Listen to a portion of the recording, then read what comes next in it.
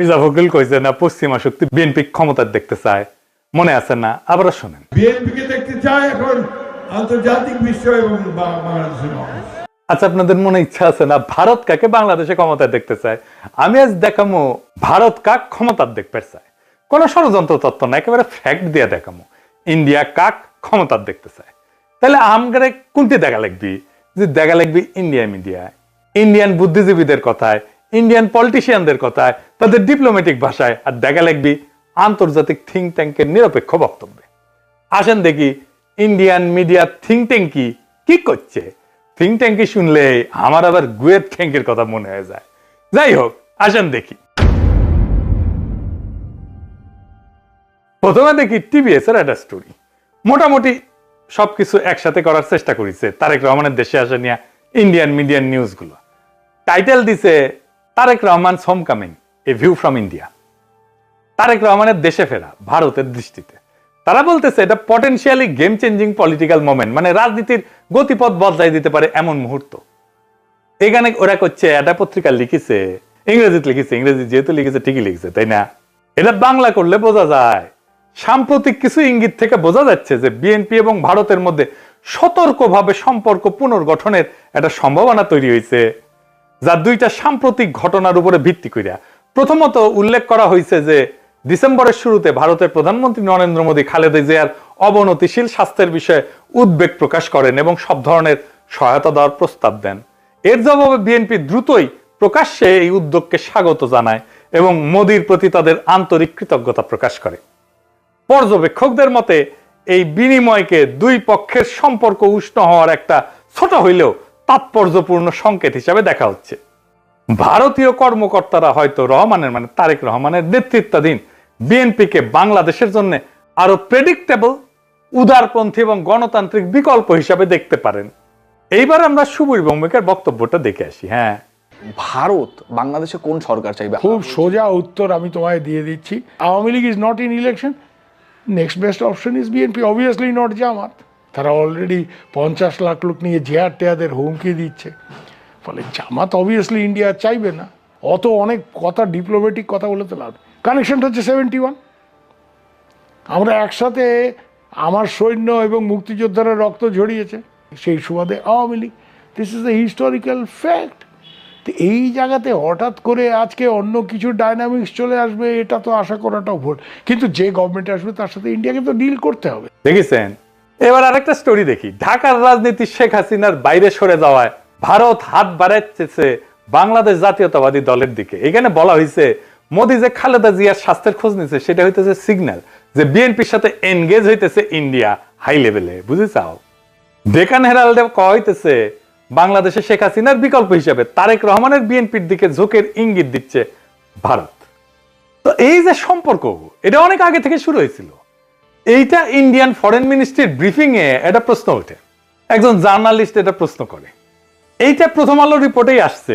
এটা বলতেছে, একজন সাংবাদিক প্রশ্ন করেন 2018 সাল থেকে ভারত লন্ডনে অবস্থানরত বিএনপির নেতৃত্বের সঙ্গে যোগাযোগে ছিল এমন প্রতিবেদন বিষয়ে, পাশাপাশি বিএনপির কোন নেতা বাংলাদেশে ফেরার আগে ভারতের ক্লিয়ারেন্স নিয়ে কি কোনো আলোচনা হয়েছিল কিনা এ বিষয়ে প্রশ্ন করে। বিএনপির প্রিয় প্রথম আলোতেই এটা আছে। এটা এমনকি ইন্ডিয়ার ফরেন মিনিস্ট্রির ওয়েবসাইটও আছে এই আলাপটা। আর এটা রিপোর্ট করেছে ইকোনমিক টাইমস। এটি করছে নতুন সমীকরণের প্রেক্ষাপটে খালেদা জিয়ার ভারতের প্রতি রাজনৈতিক উত্তরাধিকার নরম হয়েছে। এটা ইংরেজিটা খটোমটো হয়েছে, মানে খালেদা জিয়ার উত্তরাধিকারী ভারতের প্রতি নরম হয়েছে। ডিপ্লোম্যাট একটা রিপোর্ট করেছে, জিয়ার জন্য মোদী আন্তরিক প্রার্থনা জানাইছেন এবং বলছেন যে ভারত বিএনপি চেয়ারপারসনকে, যিনি সংকটজনক অবস্থায় আছেন, সম্ভব সব ধরনের সহায়তা দিতে প্রস্তুত। জিয়াকে পাঠানো তার বার্তাটি শুধু সৌজন্যতার সীমায় আটকে নাই বলেই মনে হয় এবং অঞ্চল জুড়ে বিশ্লেষকরা দ্রুতই এর রাজনৈতিক গুরুত্ব অনুধাবন করেছেন। এটি ব্যাপকভাবে প্রতীকী হইলেও সচেতনভাবে কূটনৈতিক উদ্যোগ হিসেবে ব্যাখ্যা করা হয়েছে। একটি সংকেত যে ভারত বাংলাদেশের পরবর্তী সরকারের সঙ্গে উষ্ণ সম্পর্ক গড়ে তুলতে প্রস্তুত, যা এই মুহূর্তে জিয়ার বিএনপি গঠন করতে পারে বলে মনে হইতেছে। দা উইক বলছে, কেন তারেক রহমানের ফেরা ইন্ডিয়ার জন্য খুশির খবর। তারাই লিখেছে, এটা খুব ইন্টারেস্টিং রিপোর্ট করছে ইন্ডিয়ান এক্সপ্রেস। এটা প্রিমিয়াম কন্টেন্ট, মানে আপনাকে টাকা দিয়ে পড়া লাগবে। শিরোনাম হইতেছে, দশকের পর দশক প্রতিক্রিয়াশীল নীতির পর ভারতের প্রতি নিজেদের অবস্থান পুনর্নির্ধারণের সুযোগ পেয়েছে বিএনপি। বাবা, মেলা সুযোগ দিছে, তারা কি এই মুহূর্তটি কাজে লাগাতে পারবে? একদম শেষে বলছে ভবিষ্যতে যদি ফেব্রুয়ারি নির্বাচনে বিএনপি জয় হয় তাহলে ভারতের যে বিএনপির সঙ্গে তখন কাজ করতে হইতে পারে সেই বিএনপি নিঃসন্দেহে আগের চেয়ে ভিন্ন হবে, নিঃসন্দেহে আগের চেয়ে ভিন্ন হবে এবং সম্ভবত সহযোগিতার ক্ষেত্রেও আরো বেশি অনুকূল এবং গ্রহণযোগ্য হবে। আবার একটা জিনিস কথা বলছে, খুব ইন্টারেস্টিং কথা, বিএনপি স্ট্র্যাটেজি ঠিক করে দিচ্ছে। বিএনপি এই পথে কতটা অগ্রসর হবে তা অনেকটাই নির্ভর করবে দলটির পপুলিস্ট আবেগকে তুষ্ট করার প্রয়োজন এবং একই সঙ্গে রাজনৈতিক পরিসরটা জামাতের হাতে ছেড়ে না দেওয়ার কৌশলগত হিসাবের উপরে। বিশেষত গত এক দশকের বেশি সময় ধরে রাজপথের শক্তির উপরে নির্ভর করার অভিজ্ঞতার পর একই সঙ্গে বিএনপিকে সবসময় সচেতন থাকতে হবে আওয়ামী লীগের ক্ষমতায় ফেরার পথ তৈরির প্রচেষ্টা সম্পর্কে। শেষ পর্যন্ত ইতিহাস বলে দেয় যদি বিএনপি 15 বছর ধরে প্রায় গোপন অবস্থায় থেকে নেতৃত্বের একটা বড় অংশ নির্বাসনে বা গৃহবন্দী থাকা সত্ত্বেও আবার জাতীয় রাজনীতির কেন্দ্র মঞ্চে ফিরে আসতে পারে, তবে আওয়ামী লীগও ঠিক তেমনটাই করতে সক্ষম। মানে বলে দিতেছে মনে রেখো আওয়ামী লীগ আবার ফিরে আসতে পারে। বাংলাদেশের রাজনীতিতে আওয়ামী লীগকে সমঝে ছিল। এবার দেখি ইন্ডিয়ানদের বিদেশি পোর্টালে কি বলছে বিএনপি নিয়ে। ইউরেশিয়া বলতেছে, ইংরেজি যেতে কইছে ঠিকই গেছে তাই না, ভারত এবং বিএনপি উভয় উগ্র ইসলামপন্থী জামাত ইসলামীকে দূরে রাখার বিষয়ে আগ্রহী। এর লক্ষ্য হইল ভারত বাংলাদেশের সাথে ক্ষতিগ্রস্ত সম্পর্ক পুনর্গঠন করা এবং নিষিদ্ধ আওয়ামী লীগের রাজনৈতিক বৈধতা পুনঃপ্রতিষ্ঠার জন্য একটা সুযোগ সৃষ্টি করা। বুঝতে চাও? মানে আওয়ামী লীগকে আবার ফিরে আনার সুযোগ সৃষ্টি করার জন্য বিএনপির সাথে কাজ করবে ইন্ডিয়া। এবার দেখে আন্তর্জাতিক সংস্থার রিপোর্ট, ইন্টারন্যাশনাল ক্রাইসিস গ্রুপ, এটা একটা স্বাধীন অলাভজনক প্রতিষ্ঠান, আন্তর্জাতিক সংস্থা বলে বলা হয় আর কি। এটা নিরাপত্তা বিশ্লেষণ করে, রাজনৈতিক অস্থিতিশীলতা নিয়ে রিপোর্ট ছাপে, বিশ্বজুড়ে সংঘাত এটা নিয়ে রিপোর্ট ছাপে। তারা গবেষণাও করে, মাঠ পর্যায়ে তথ্য, কূটনৈতিক নেটওয়ার্ক এবং বিভিন্ন দেশের রাজনৈতিক পরিস্থিতি নিয়ে রিপোর্ট প্রকাশ করে। এবং এই ইন্টারন্যাশনাল ক্রাইসিস গ্রুপ ভারতের উপর নিয়মিত রিপোর্ট প্রকাশ করে, বিশেষ করে কাশ্মীর, দক্ষিণ এশিয়ার নিরাপত্তা, ভারত পাকিস্তান সম্পর্ক, মানবাধিকার এবং আভ্যন্তরীণ রাজনৈতিক উত্তেজনা নিয়ে।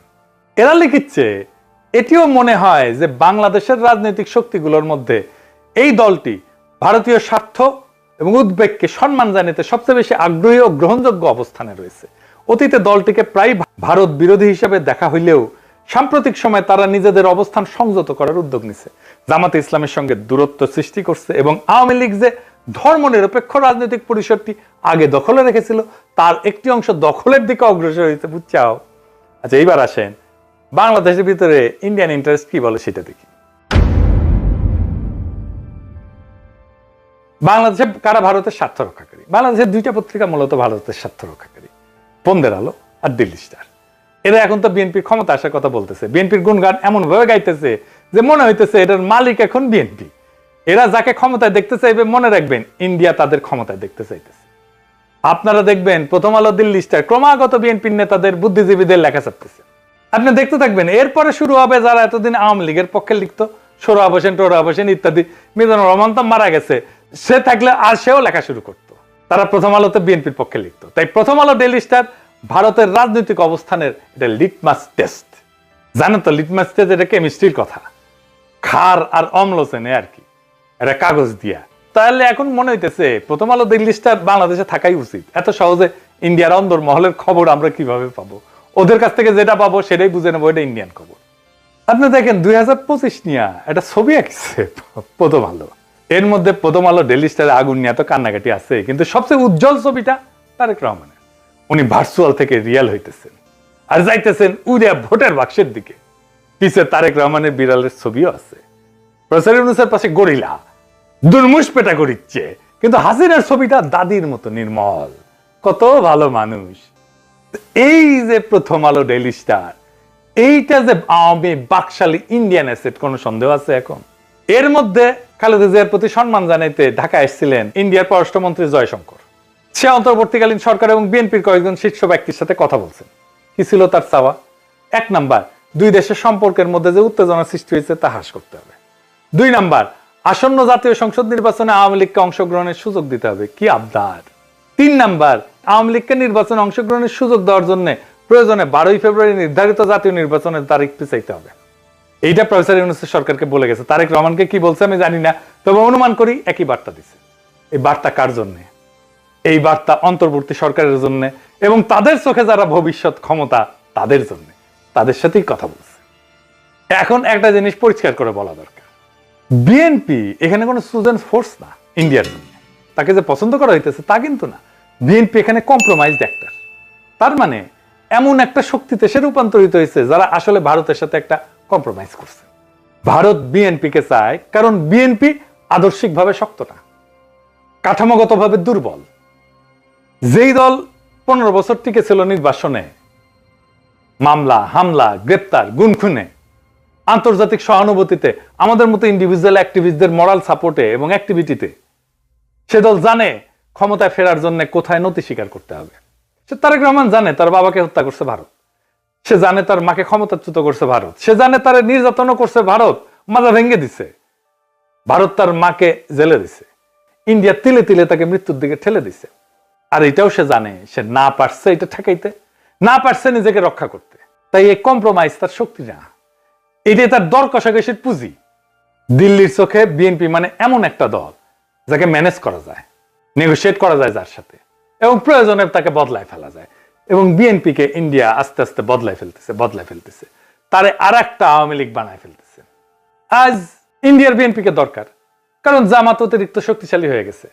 কাল আওয়ামী লীগ ফিরে আসলে বিএনপি অপ্রয়োজনীয় হয়ে যাবে, কারণ ইন্ডিয়ার কাছে বাংলাদেশে কেউই অপরিহার্য না, এখানে সবাই রিপ্লেসেবল। আওয়ামী লীগ চলে গেছে, এখন ধরেছে বিএনপিকে, বিএনপি চলে যাবে আর একজনকে ধরবে। তাহলে প্রশ্নটা ভারত কাকে ক্ষমতা চায় এটা না, আসল প্রশ্ন হচ্ছে বাংলাদেশ কি আবারও একটা কম্প্রোমাইজড অ্যাক্টরকে নিজেদের ভবিষ্যৎকে লিখতে দিবে, নাকি এইবার এমন একটা রাষ্ট্র বানাইতে চাইবে যাকে ক্ষমতায় রাখতে কারো দরকার পড়ে না, ইন্ডিয়ার দরকার পড়ে না, আমেরিকার দরকার পড়ে না, চীনেরও দরকার পড়ে না, যে নিজের শক্তিতে জনতার শক্তিতে ক্ষমতায় থাকতে পারে। যতদিন এই প্রশ্নের উত্তর না আসবে বাংলাদেশের সরকার বদলাবে কিন্তু রাষ্ট্র বদলাবে না, রাষ্ট্র একই রকম থাকবে। সেজন্যই দেখছেন না সংস্কার করতে চায় না বিএনপি, কারণ কম্প্রোমাইজড অ্যাক্টর দিয়ে কখনোই একটা সার্বভৌম রাষ্ট্র তৈরি হয় না, করা যায় না। ভারত কাকে চায় এটা গুরুত্বপূর্ণ না, প্রশ্ন হইতেছে ভারত যাকে চায় না সে কি টিকে থাকতে পারে কিনা। আমাদের এমন রাষ্ট্র করতে হবে, আমাদের এমন নেতা বাইছে নিতে হবে ইন্ডিয়া যাকে চায় না কিন্তু সে টিকে থাকতে পারে।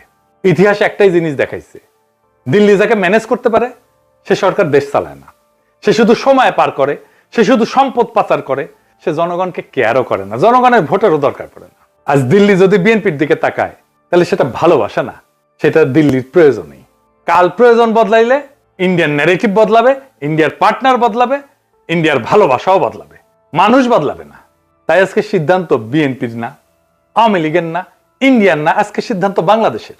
আপনি কি এমন একটা রাষ্ট্র চান যে এইখানে সরকার ঢাকায় কিন্তু সেই সরকারের সার্ভাইভাল দিল্লিতে, নাকি এমন একটা রাষ্ট্র চান যাতে টিকায় রাখতে কারো প্রয়োজন পড়ে না সাহায্যের? এই প্রশ্নের উত্তর না পাওয়া পর্যন্ত বাংলাদেশে কোনো পরিবর্তন হবে না, শুধু ম্যানেজমেন্ট বদলাবে।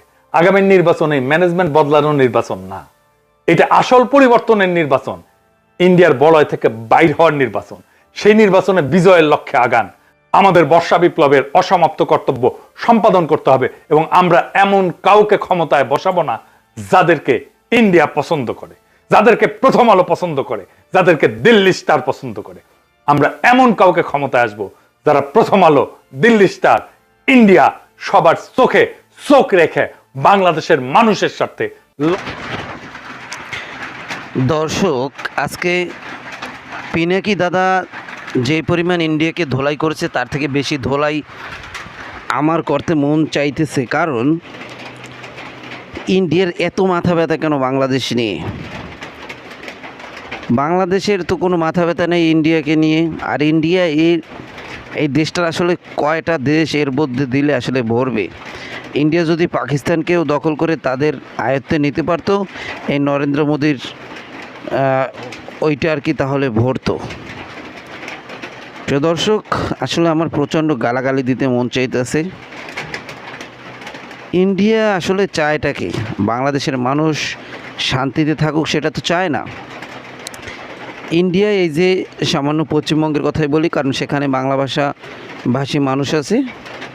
তো এই পশ্চিমবঙ্গে শুভেন্দু অধিকারী ক্ষমতা এসেছে, মানে নরেন্দ্র মোদীর চামচা শুভেন্দু অধিকারী ক্ষমতা এসেছেন, যেই শুভেন্দু অধিকারী একসময় মমতা ব্যানার্জির হাত ধরে আসলে রাজনীতি শিখেছে, সেই মমতা ব্যানার্জির পেটেই সর্বপ্রথম লাথিটি মেরেছে।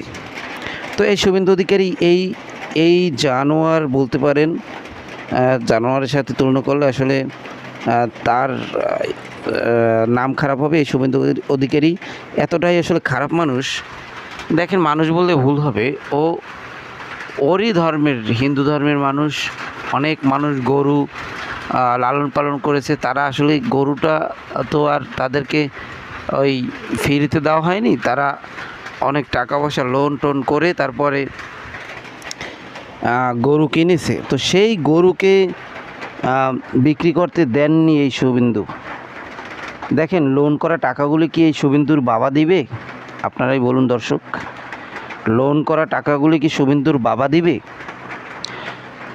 তো সেই সব মানুষ, সেই সব গরিব হিন্দু ভাইয়েরা কিন্তু গরু বিক্রি করতে পারেননি, কারণ কোরবানিতে গরু বিক্রি করা, গরু জবাই করা একদম শুভেন্দু অধিকারী না করে দিয়েছেন। তো এখন কিভাবে আসলে হিন্দু ভাইয়েরা গরু বিক্রি করবে এবং মুসলিম ভাইয়েরা আসলে কোরবানি দিবে? এই শুভেন্দু অধিকারী নিজে গরুর গোশত খান, তাতে কোনো সমস্যা নেই, কিন্তু কোরবানিতে আসলে মুসলিমের গরু জবাই করতে পারবেন না। তো এই একটা সমস্যা শুভেন্দু অধিকারী করেছেন। তারপরে হকারদেরকে, মমতা ব্যানার্জি যাই হোক হকারদের কাছ থেকে টাকা পয়সা খাক, হকারদেরকে বসতে দিক, কিন্তু মমতা ব্যানার্জির সময় তো হিন্দু মুসলিম সবাই মোটামুটি শান্তিতে ছিল, সবাই তাদের নিজ নিজ কাজগুলি আসলে করতে পেরেছেন। কিন্তু এই শুভেন্দু অধিকারী এসে মানুষের মনের ভিতর একটা আতঙ্ক সৃষ্টি করে দিয়েছেন। মানুষ, পশ্চিমবঙ্গের মানুষগুলি এখন ভয়ে ভয়ে বাস করতেছেন। তো এটা তো মানুষের আগে বোঝা উচিত ছিল। এই মানুষগুলিও আসলে এক কথায় বলা যায়, এই যে পশ্চিমবঙ্গের যে চামচাগুলো, যেগুলো আগে মমতা ব্যানার্জির দিদির পা চাটতে চাটতে, এই যে আজকে দেখলাম নুসরত জাহানের, নায়িকা নুসরত জাহানের স্বামী ইয়াশ রোহান, তো এই ইয়াশ এখন বিজেপির একটা মঞ্চে গিয়ে বলতেছেন যে কী পরিমাণ টিএমসি কী পরিমাণ শাসন বিজেপির উপর করেছে, সেটি তো আপনারা দেখেছেন। আমার মনে হয় প্রত্যেকটা মানুষের একটি গল্প আছে, কোনো মানুষের বেশিও গল্প রয়েছে। তো এইভাবেই আসলে শুভেন্দু অধিকারী ক্ষমতায় থেকে মানুষের উপর নির্যাতন নিপীড়ন করা শুরু করেন। তো সেইগুলি তাদের নিজেরগুলি দেখুক, তারা বাংলাদেশে কি হয়েছে না হয়েছে, জামাতি মোল্লারা কি করছে না করছে সেই বিষয়ের উপর নাক গলায়, বিএনপি কী করছে না করছে সেই বিষয়ের উপর নাক গলায়। তো নরেন্দ্র মোদী একবার বাংলাদেশে আসতে চেয়েছিলেন, কিন্তু মামুনুল হক কিন্তু তার কঠোর প্রতিবাদ করেছেন এবং জামায়াত ইসলাম বলেন, ওলামা দল বলেন, চরমনাই বলেন, তারা কিন্তু তুমুল আসলে এর বিরোধিতা করেছেন। তো সেই কারণে হয়তো বা শুভেন্দু অধিকারীর এত রাগ। শুভেন্দু অধিকারীর মাকে নাকি এই বরিশাল থেকে তাড়িয়ে দেওয়া হয়েছিল, শুভেন্দু অধিকারী নাকি এই বরিশালের লোক। তো এইসব বিষয় আসলে নানান রকমের কথা বললেন এই শুভেন্দু অধিকারী, এবং শুভেন্দু অধিকারী আসলে বলতে চায় আসলে নরেন্দ্র মোদীর বাড়িও কি এই বাংলাদেশে ছিল নাকি, সেটাই জানার আসলে বাকি। তো যাই হোক দর্শক, আজকের মতো আমরা এখানেই শেষ করলাম। আবার দেখা হবে নতুন কোনো ভিডিওতে। সে পর্যন্ত ভালো থাকবেন, সুস্থ থাকবেন।